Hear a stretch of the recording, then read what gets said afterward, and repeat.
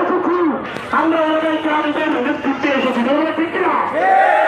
আজকে আমরা দেখতে পাচ্ছি আমরা বিগত সময়ে বারবার এই জাতীয় শিবির উদ্যোগ থেকে আমরা মেসেজ দিয়েছি ওই সমস্ত পুরাঙ্গার ভারতের দালালদেরকে।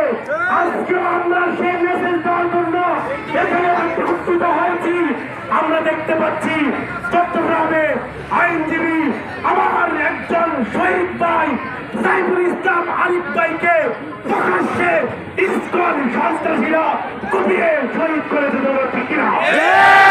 আজকে আমরা সেই পরিপূর্ণ জবাব দেওয়ার জন্য এই বাংলাদেশের ঢাকার জাতীয় প্রাণ কেন্দ্র জাতীয় স্মৃতিসৌধের সামনে আমরা একত্রিত হয়েছি ঠিক না?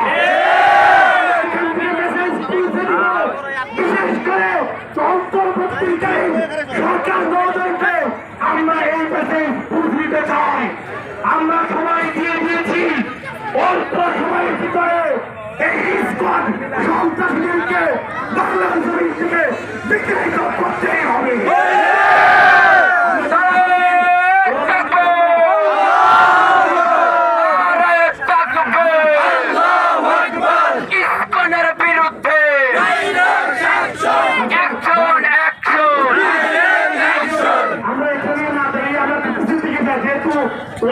আমরা সবাই উপস্থিত আছে, আমরা দেখতে পাচ্ছি আমাদের